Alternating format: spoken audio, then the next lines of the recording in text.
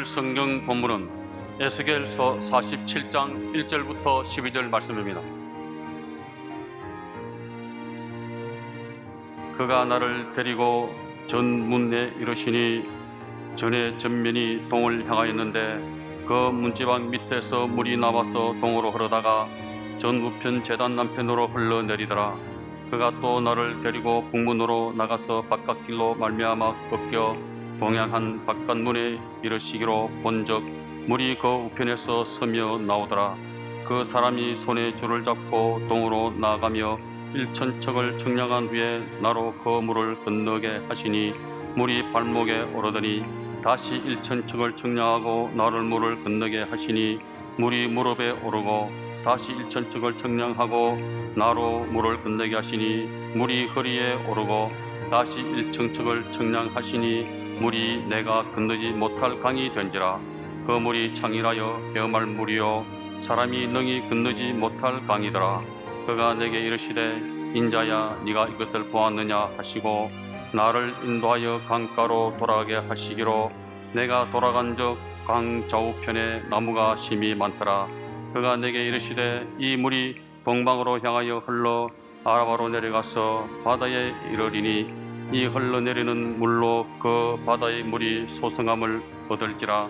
이 강물이 이르는 곳마다 번성하는 모든 생물이 살고 또 고기가 심히 많으리니 이 물이 흘러 들어가므로 바닷물이 소성함을 얻겠고 이 강이 이르러 각처에 모든 것이 살 것이며 또 이 강에 어부가 설 것이니 엔게데스부터 에네글라임까지 허물치는 곳이 될 것이라.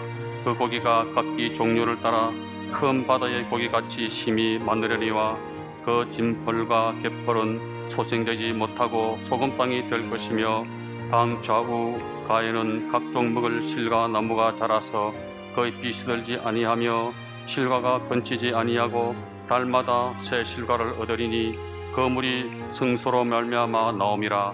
그 실과는 먹을 만하고 그 잎사귀는 약 재료가 되리라.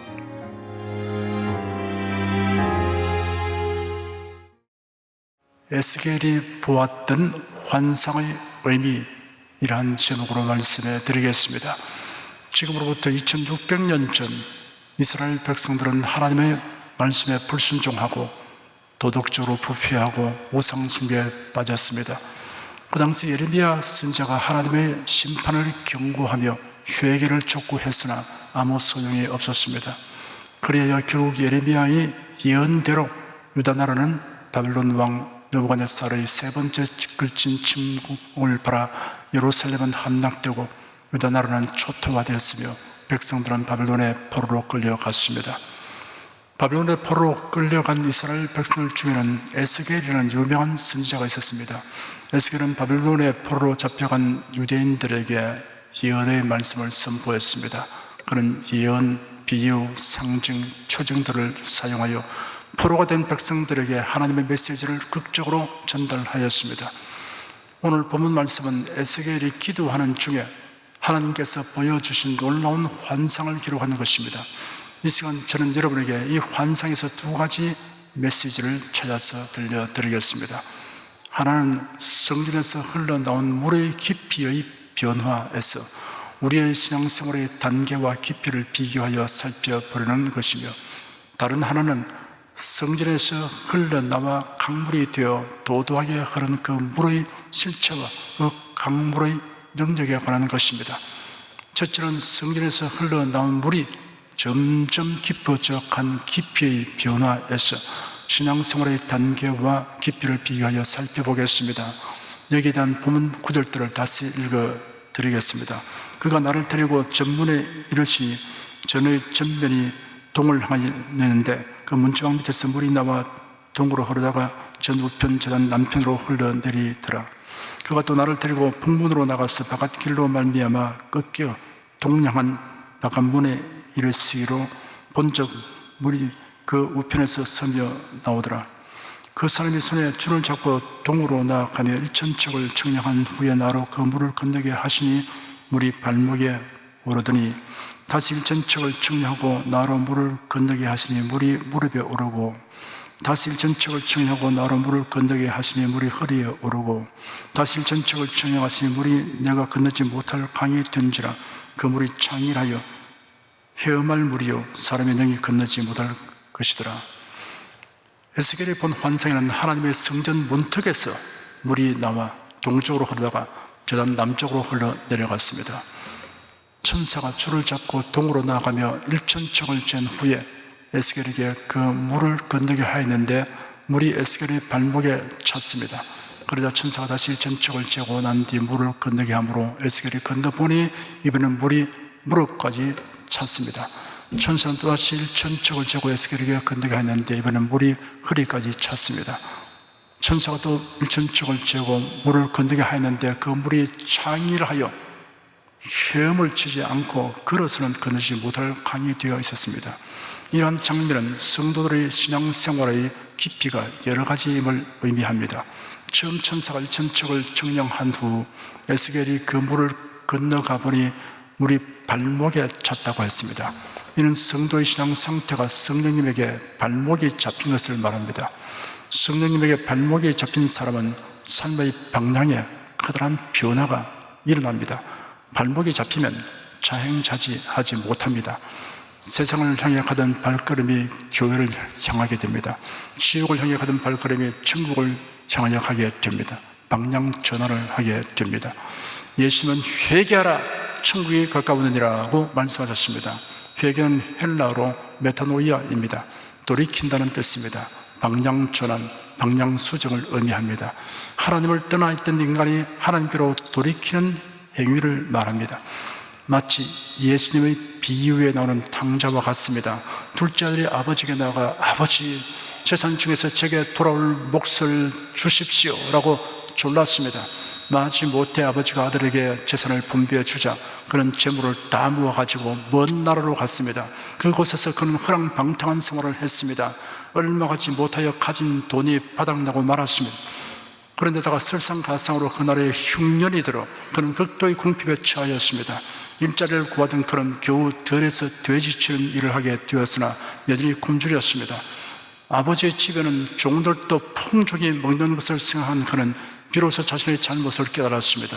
그러자 그가 스스로 돌이켜 말하기를 내 아버지의 그 많은 풍군들에게는 양식이 넘쳐나는데 나는 여기서 굶어서 죽는구나. 내가 일어나 아버지께 가서 말씀드리기를 아버지 제가 하늘과 아버지께 죄를 지었습니다. 저는 더 이상 아버지의 아들이라 불릴 자격이 없으니 저를 아버지의 품꾼들 중에 하나로 삼아 주십시오 해야겠다 하였습니다. 그리고는 그가 일어나서 자기 아버지께로 돌아갔습니다. 탕자는 돌이켰습니다. 아버지를 등지고 떠났던 그가 방향을 돌이켜 아버지께로 돌아갔습니다. 이것이 곧 회개입니다. 성도 여러분은 이미 회개한 사람들입니다. 여러분의 삶의 방향을 바꾸어 하나님을 예배하는 삶을 살며 교회와 천국을 향한 생활을 하는 것은 귀하고 아름다운 일입니다. 참으로 복된 일입니다. 그러나 이것은 신앙생활의 기본에 불과하므로 여기에서 더 전진해야 합니다. 천사는 일천척을 더 청량한 후 에스겔에게 물을 건너게 했습니다. 이번에는 물이 무릎까지 찼다고 했습니다. 성경에는 하나님을 경외하는 자가 하나님께 간절히 기도드릴 때 무릎을 꿇고 기도드리는 장면이 많이 있습니다. 엘리야 선지자의 기도하는 모습이 이렇게 묘사되어 있습니다. 엘리야가 갈멜산 꼭대기로 올라가서 땅에 꿇어 엎드려 그 얼굴을 무릎 사이에 넣고 이런 자세는 간절히 기도하는 모습입니다.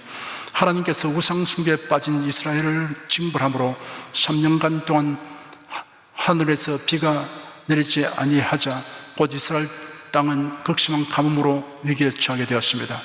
그러므로 엘리야는 하나님께 비를 달라고 간구하였습니다. 엘리야는 무릎을 꿇고 간절히 기도했습니다. 다니엘도 무릎을 꿇고 기도했습니다. 메대와 바사의 총리들과 방백들이 왕의 신임을 받는 다니엘을 시기 질투하여 그를 없애고자 모의했습니다. 그들은 왕에게 나아가서 앞으로 30일 동안 왕 외에 다른 신이나 사람에게 기도하는 자는 사적으로 던져 넣도록 하자는 명을 만들 것을 건의했습니다. 그리고 금지령이 적힌 조서에 의인을 찍게 하였습니다. 의인이 적힌 조서를 바른 다니엘은 자기를 죽이려는 책략임을 알았습니다. 그럼에도 불구하고 늘 하던 대로 하루 3번씩 무릎을 꿇고 기도하며 하나님께 감사하였습니다. 베드로도 간절히 기도할 때 무릎을 꿇고 기도했습니다. 욥바에 사는 다비다라는 여인은 평소 선행과 구제를 많이 했습니다. 이 여인이 병들어 죽었습니다. 마침 그때 베드로가 욥바에 가까운 루다에 와 있었습니다. 제 아들이 사람을 보내어 베드로를 그곳으로 청했습니다. 베드로가 욥바에 도착하자 사람들이 그를 다비다의 시신이 있는 다락으로 인도했습니다. 과부들이 울면서 베드로에게 다비다가 생전에 지어준 속옷과 겉옷을 내보였습니다. 베드로는 감동을 받았습니다. 베드로는 사람들을 다 내보내고 무릎을 꿇고 간절히 기도했습니다. 기도를 마친 베드로가 몸을 돌이켜 시신을 향하여 다비다야 일어나라 말하니 다비다가 눈을 떠 베드로를 보고 일어나 앉았습니다. 사도행전에는 사도 바울이 무릎을 꿇고 기도하는 장면이 기록되어 있습니다. 바울이 3차 전도 여행을 마치고 예루살렘으로 가는 도중 밀레도에 들렸습니다. 이곳에서 사람을 에베소로 보내어 장로들을 초청하고 그들에게 유언과 다름없는 말씀을 남기고 그들과 함께 무릎을 꿇고 기도했습니다. 그리고 바울이 두로에 가서 며칠 유하면서 성도들에게 하나님의 말씀을 전하였습니다. 사람들이 바울을 전송하기 위해 바닷가에 나왔다가 그곳에서 바울과 함께 무릎을 꿇고 기도했습니다. 또 바울은 에베소 교회 성도들에게 보낸 편지에 내가 아버지 앞에 무릎을 꿇고 비노니라고 썼습니다. 이러므로 물이 무릎에 찼다는 것은 기도하는 생활을 의미합니다.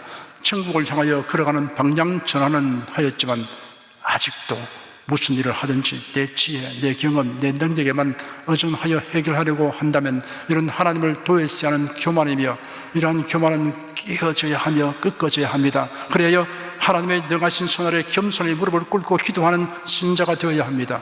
기도는 성도의 의무입니다. 사무엘 선지자는 나는 너희를 위하여 기도하기를 쉬는 죄를 여호와 앞에 결단코 범하지 아니하였다라고 말했습니다.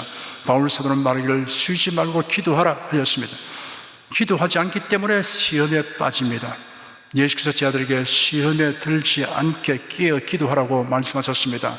그런데 제 아들은 기도하지 않고 졸기를 잘했습니다. 예수께서 베드로, 야고보, 요한을 데리고 다른 높은 산에 올라갔을 때도 예수는 기도하시나 제 아들은 기도하지 않고 졸았습니다. 겟세마네 동산에서도 예수는 땀이 땅에 떨어지는 핏방울 같이 되도록 기도하시는데도 제 아들은 마냥 졸았습니다. 예수님이 한 번, 두 번 와서 깨웠음에도 불구하고 여전히 졸았습니다. 이처럼 기도하지 않고 졸았기 때문에 시험이 다가왔을 때 그만 시험에 들고 말았습니다. 대제사장들이 보낸 자들이 예수님을 붙잡으니 제 아들은 다 도망갔습니다. 베드로는 사람들의 질문에 예수님을 모른다고 3번이나 부인했습니다. 에베소서 6장에는 마귀의 괴계를 능히 대적하고 악한 날에 서기 위하여 하나님의 전신갑주를 입으라는 명령 가운데 모든 기도와 간구로 하되 무시로 성령 안에서 기도하고 이를 위하여 깨어 구하기를 항상 힘쓰며 여러 성도를 위하여 구하고라는 말씀이 포함되어 있습니다. 발목에 힘을 얻고 일어선 사람이라고 할지라도 무릎에 힘이 없으면 힘차게 전진할 수 없습니다. 이러므로 우리가 성령님께 붙잡힌 바 되어 교회를 향하고 천국을 향하며 하나님께로 향하여 방향을 전환하였으면 힘차게 전진하기 위해 무릎에 힘을 얻어야 합니다. 그러기 위해서 우리가 기도하기를 힘써야 합니다. 기도는 성도의 의무일 뿐 아니라 특권입니다. 성경은 말씀하셨습니다. 구하라 그러면 너희에게 줄 것이요 너희는 내게 부르짖으며 와서 내게 기도하면 내가 너희를 들을 것이요 너희가 전심으로 나를 찾고 찾으면 나를 만나리라. 사랑하는 성도 여러분은 기도하기를 즐거워하며 힘써 기도하십시오. 하지만 더욱 깊은 신앙생활을 위해서는 더 전진해야 합니다. 천사가 다시 일천척을 청량하자 물이 에스겔의 허리에 찼다고 했습니다. 사람은 허리에 온몸을 지탱하는 힘이 있습니다. 그 때문에 허리를 다치면 아무 일도 할 수 없습니다. 허리는 사람이 활동하고 일하는 데 있어 매우 중요한 구실을 합니다. 이러므로 물이 허리에 찼다는 것은 봉사하고 헌신하는 생활을 의미합니다. 성도들을 위해 봉사하고 복음을 전하기 위해 헌신하는 것을 즐거움으로 삼는 사람은 신앙생활이 상당한 깊이에 이른 사람입니다. 성도는 이 땅에 사는 동안 많은 일을 합니다. 그런데 우리가 하는 일이 영원한 가치와 의미를 가지도록 해야 합니다. 고린도전서 15장에는 그러므로 내 사랑하는 형제들아 견고하며 흔들리지 말며 항상 주의 일에 더욱 힘쓰는 자들이 되라. 이런 너희 수고가 주 안에서 헛되지 않은 줄을 알미니라 라고 기록되었습니다. 우리가 행하는 모든 일이 결국 주님의 일에 관련되도록 해야 합니다. 우리가 성도를 위해서 헌신하고 불신자에게 복음을 전하기 위해 헌신하는 것은 직접적으로 주님의 일을 하는 것이며 이 일은 영원한 가치가 있습니다. 그리고 우리가 주님의 일에 시간과 재물과 몸을 들여 헌신하는 것으로 만족해서는 안 됩니다. 여기서 더 전진해야 합니다. 천사가 다시 1천척을 재니 헤엄을 쳐야 하는 강물이 되었습니다. 수영을 배우는 사람은 물에 자신을 완전히 맡기는 것부터 배워야 합니다. 물속에서 발버둥을 치면 물속에 가라앉습니다. 몸을 물에 완전히 맡기면 물의 부력이 몸을 둥둥 뜨게 하여 줍니다. 헤엄을 쳐야 하는 창이란 강물은 주님께 완전히 맡기는 생활을 의미합니다. 주님의 기쁨과 평안은 주님께 완전히 맡기는 자가 경험할 수 있습니다. 예수들을 믿으면서도 항상 수심만면이고 마음속에 불안이 떠나지 않는 사람은 하나님께 맡기지 않기 때문입니다. 주님께 모든 것을 완전히 내어 맡기면 우리 주 예수 그리스도의 평안과 기쁨이 마음속에 임하게 될 것입니다. 사도 베드로는 기록하기를 너희 염려를 다 주께 맡겨버리라. 이런 주님께서 너희를 돌보시기 때문이라 하였습니다. 또한 헤엄을 쳐야 하는 창이란 강물은 주님께 완전히 지배되고 예수로도 충만한 생활을 의미합니다. 창이란 강에 들어가면 발이 바닥에 닿지 않습니다. 물에 잠긴 몸은 물의 특성에 지배됩니다. 이와 같이 우리가 그리스도로 충만해지고 완전히 다스림을 받는 경지에 나아가야 합니다. 사도 바울은 말하기를 나의 간절한 기대와 소망을 따라 아무 일이든지 부끄럽지 아니하고 오직 전과 같이 이제도 온전히 담대하여 살든지 죽든지 내 몸에서 그리스도가 존귀되게 하리 하나니 이런 내게 사는 것이 그리스도니 죽는 것도 유익함이라 하였습니다. 또 말하기를 내가 그리스도와 함께 십자가에 못 박혔나니 그런즉 이제는 내가 산 것이 아니요 오직 내 안에 그리스도께서 사신 것이라 하였습니다. 이런 단계가 사천척의 이런 자의 신앙생활입니다. 신앙생활의 깊이는 발목에서 무릎으로, 무릎에서 허리로 진정한 상태까지 이르러야 합니다. 성도 여러분은 모두 사천척의 신앙 상태에 이르러 철저히 주님을 신뢰하고 주님께 내어 맡기며 살아가십시오. 그래야 살든지 죽든지 내 몸에서 그리스도가 존귀되게 하리 하나니 이제는 내가 산 것이 아니요 오직 내 안에 그리스도께서 사신 것이라고 말할 수 있게 되기를 축원합니다. 둘째는 성전에서 흘러나와 강물이 되어 도도하게 흐른 그 물의 실체와 그 강물의 능력에 관하여 살펴보겠습니다. 성전에서 흘러나온 물은 마침내 강이 되었습니다. 이 성전과 강물이 무엇을 의미하는지 말씀해 드리겠습니다. 천사가 에스겔을 데리고 강가로 가서 보게 한 광경이 다음과 같이 기록되어 있습니다. 그가 내게 이르시되 인자야 네가 이것을 보았느냐 하시고 나를 인도하여 강가로 돌아가게 하시고 내가 돌아간즉 강 좌우편에 나무가 있음이 많더라. 그가 내게 이르시되 이 물이 동방으로 향하여 흘러 아라바로 내려가서 바다에 이르니 이 흘러내리는 물로 그 바다의 물이 소성함을 얻을지라. 이 강물이 이르는 곳마다 번성하는 모든 생물이 살고 또 고기가 심히 많으리니 이 물이 흘러 들어가므로 바닷물이 소성함을 얻겠고 이 강이 이르는 각처에 모든 것이 살 것이며 또 이 강가에 어부가 쓸 것이니 엔게디에서부터 에네글라임까지 그물 치는 것이 될 것이라. 그 고기가 각기 종류를 따라 큰 바다의 고기같이 심히 많으리니와 그 진풀과 개풀은 소성되지 못하고 소금 땅이 될 것이며 강 좌우가에는 각종 먹을 실과나무가 자라서 그 잎이 시들지 아니하며 실과가 건치지 아니하고 달마다 새 실과를 맺으리니 그 물이 성수로 말미암아 나옴이라. 그 실과는 먹을 만하고 그 잎사귀는 약재료가 되리라. 강물이 흘러가는 곳마다 모든 것이 치료되고 살아나며 풍성하게 되었습니다. 이러한 강물이 시작된 성전은 무엇을 상징하는 것일까요? 어느 날 예수께서 성전에 들어가시는데 성전 안이 소와 양과 비둘기 파는 자와 돈 바꾸는 자로 인해 장터처럼 되어 있는 것을 보았습니다. 예수는 노건으로 채찍을 만들어 양이나 소를 모두 쫓아내시고 돈 바꾸는 사람들의 상을 쏟으시며 상을 엎으시고 그들을 주누르게 꾸짖었습니다. 이 광경을 보고 아연실색한 유대인들이 네가 이런 일을 하니 우리에게 무슨 표적을 보이게 되냐 하였습니다. 예수께서 대답하시기를 너희가 이 성전을 헐라 내가 사흘 동안에 일으키리라 하였습니다. 그러자 유대인들이 이 성전은 46년 동안 지었는데 네가 3일 동안에 일으키겠느냐라고 질문했습니다. 예루살렘 성전은 솔로몬이 지었습니다. 주전 586년 바벨론의 느부갓네살 왕에 의해 유대나라를 망하고 백성들은 포로되어 갔으며 성전은 파괴되었습니다. 70여 년의 세월이 지나 유대인들이 바벨론 포로 생활에서 귀환하게 되었습니다. 당시 유대 총독이었던 스룹바벨에 의하여 성전이 재건되었습니다.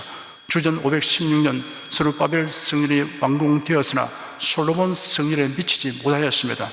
주전 19년경 헤롯 대왕은 성전을 재건축하려고 분해하기 시작하여 10년 만에 기초 골격을 완성하였으나 성전 공사는 주 64년에 마무리되었습니다. 유대인들이 예수님의 말씀에 대해 반박하던 당시에는 여전히 성전 공사가 진행 중이었고 공사를 시작한 지 46년째였습니다.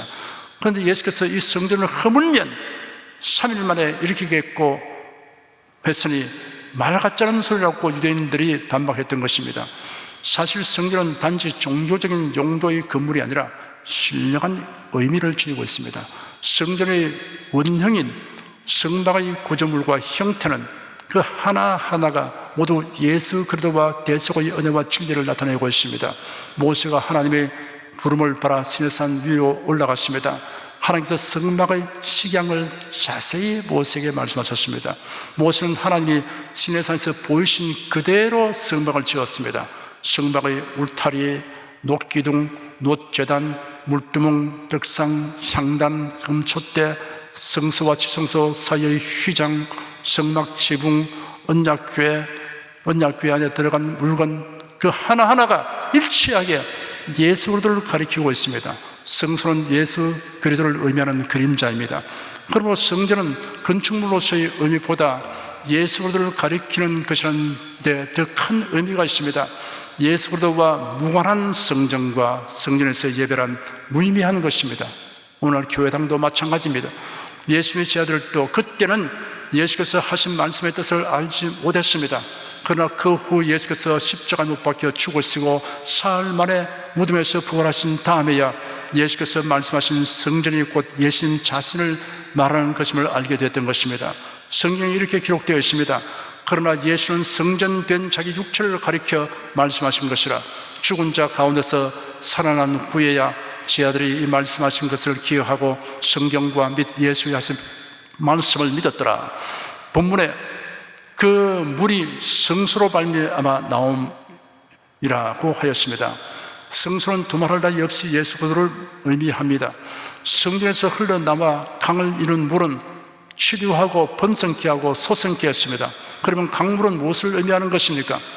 물은 그리스도의 말씀을 상징하고 있습니다. 에베소 5장 26절에는 물로 씻어 말씀으로 깨끗하게 하사라고 기록되었으며 예수님은 너희는 내가 일러준 말로 이미 깨끗하였으니라고 말씀하셨습니다. 또한 물은 그리스도의 영, 성령을 상징합니다. 예수께서 말씀하시기를 나를 믿는 자는 성경의 이름과 같이 그 뼈에서 생수의 강이 흘러나리라 하시니 이는 그를 믿는 자의 받을 성령을 가리켜 말씀하신 것이라 하였습니다. 그러므로 예수님의 말씀과 성령이 우리에게 부어질 때 우리의 영혼의 생수의 강이 흐르게 되어 솟생하고 번영케 되는 것입니다. 물이 동방으로 향하여 흘러나와 아라바로 내려가서 바다에 이르리니 이 흘러내리는 물로 그 바다의 물이 솟성함을 얻을지라고 말씀하셨습니다. 여기서 말하는 바다는 사해를 가리킵니다. 사해는 염해라고도 부릅니다. 염분의 농도가 극히 높아서 바닷물보다 5배에서 7배나 됩니다. 그래서 물고기가 살지 못하므로 죽음의 바다 사해라고 부르게 되었습니다. 그런데 성소에서 흘러나온 물이 사해에 들어가면 사해의 짠물이 민물같이 되어 모든 생물이 살고 각종 물고기가 심히 많아진다고 했습니다. 이처럼 말씀과 성령은 치료의 능력을 나타냅니다. 또 말씀하시기를 강 좌우 가에는 각종 먹는 실과 나무가 자라서 그 잎이 설지 아니하며 실과가 끊치지 아니하고 달마다 새 실과를 맺으리니 그 물이 성소로 말미암아 나옴이라. 그 실과는 먹을 만하고 그 잎사귀는 약재료가 되리라 하였습니다. 그러므로 예수님의 말씀과 그리스도의 영인 성령은 생명을 얻게 하고 번성케 합니다. 공자, 스카, 소크라테스 같은 성인 군자 현인들은 사람들이 세상을 살아가는데 유익한 좋은 말을 많이 했습니다. 그러나 그들의 말이 사람들에게 영적 생명과 번영을 주지는 못합니다. 예수의 말씀과 성령은 영생을 얻게 할 뿐 아니라 번영하게 해줍니다. 그 사실을 역사가 증명하고 있습니다. 예수의 말씀을 받아들이고 성령으로 충만한 사람들이 사는 국가는 언제나 번성했습니다. 머리가 되고 꼬리가 되지 않았으며 위에 있고 아래에 내려가지 않았으며 구워줄진정 꾸지 않았습니다. 주님의 말씀과 성령은 치료와 생명과 번영을 줍니다. 그러나 강물을 받아들이지 못한 수렁이나 웅덩이는 소성되지 못하고 소금 땅이 될 것이라고 하였습니다. 하나님 말씀을 멸시하고 성령의 감화와 감동을 배척하는 영혼은 결코 소생치 못하게 되며 결국 버림받게 됩니다. 하나님의 말씀과 성령은 우리의 영혼을 소생케 하고 치료하고 번성케 하므로 우리가 모든 일에 하나님의 말씀에 합당하게 행하고 성령님의 인도하심과 도우심을 구하며 살아가야 하겠습니다. 이스라엘 초대왕 사울이 큰 문제를 만났을 때 다급하니까 엔도르에 있는 무당을 찾아갔습니다. 변정하고 밤중에 찾아갔습니다. 하나님의 말씀을 듣고 성령님께 의존해야 하는데 그는 무당의 입에서 나오는 말을 듣고 무당이 불리는 악령의 말을 들었습니다. 그 결과 사울의 집안은 완전히 망하고 말았습니다. 우리는 사정이 아무리 급하고 어려워도 주님 말씀을 찾아가고 성령님을 의지해야 합니다. 말씀과 성령님은 모든 문제의 해답이며 인생을 치료하고 소생케 하며 번성케 해줍니다. 예수께서 이 땅에 계실 때 말씀과 성령의 권능으로 수많은 사람을 치료하시고 자유하게 하시며 풍성케 하셨습니다. 성경에 기록되기를 예수께서 말씀으로 귀신을 쫓아내시고 병든 자를 다 고치시니 하였습니다. 예수께서 친히 말씀하시기를 주의 성령이 내게 임하셨으니 이는 가난한 자에게 복음을 전하게 하시고 내게 기름을 부으시고 나를 보내서 포로된 자에게 자유를, 눈먼 자에게 다시 보게 함을 전파케 하며 눌린 자를 자유케 하고 주의 은혜의 해를 전파하게 하려 하심이라 하였습니다. 예수는 말씀으로 성령의 권능으로 사람들을 치료하시고 자유하게 하시며 풍성케 하셨습니다. 오늘날도 주 하나님께서는 우리가 천국을 향하는 생활을 하도록 발목을 붙드십니다. 기도하는 생활을 하도록 무릎을 붙드십니다. 봉사하고 헌신하는 생활을 하도록 허리를 붙드시고 온전히 주님께 맡기는 생활을 하도록 이끌어 주십니다. 그리고 말씀과 성령으로 충만하게 하셔서 자신과 이웃이 치료되고 소생케 하며 번영하는 놀라운 은총을 베풀어 주십니다. 이 설교를 들으시는 여러분은 그리스도의 말씀과 그리스도의 영인 성령으로 충만한 삶을 살기를 간절히 사모하고 간구하십시오. 우리 인생의 모든 문제를 해결하는 답이 바로 여기에 있습니다. 여러분은 사천적 깊이에 나간 성도가 되시고 항상 말씀과 성령으로 충만하여 생명을 얻되 더 풍성히 얻는 성도가 되시기를 축원합니다. 기도하겠습니다. 에스겔 선지자가 환상을 보았던 말씀이 기록되었고 오늘 이 말씀을 성령의 가르침을 따라서 그 의미를 저희를 깨닫게 하여 주니 감사합니다. 주 하나님, 우리들이 다 성령께서 발목이 잡힌 자가 되어서 이제 방향이 하나님께로 향하게 되고 천성을 해서 나가는 발걸음이 된 것을 감사합니다. 이제는 자기 힘과 지혜만 의지하지 않고 언제나 무릎 꿇어 하나님께 기도할 수 있는 자가 된 것을 감사합니다. 이제는 주를 섬겨 봉사하고 헌신하는 것이 얼마나 영원롭고 영원한 가치가 있는 것을 알게 된 것을 감사합니다. 그래서 즐겁게 헌신하고 복음을 전파하게 됨을 감사합니다. 주님, 그러나 우리 온 성도들이 이제는 완전히 성령께 말씀에 붙잡히게 도와주시옵시고 지배당하고 완전히 주장함을 받았어서 우리의 모든 삶이 그래도 떠나서는 아무것도 할 수 없는 것을 깨닫는 성도가 되게 하여 주시옵소서. 내가 산 것이 내 안에 그리스도 사신 것이라고 외칠 수 있는 지경까지 나가게 하여 주시옵소서. 그리고 성령과 말씀으로 충만해서 사는 삶의 그 영광과 기쁨과 행복을 모든 사람에게 알려주시는 수많은 체험들을 가지게 하여 주시옵소서. 예수 그리스도의 이름으로 기도드립니다. 아멘.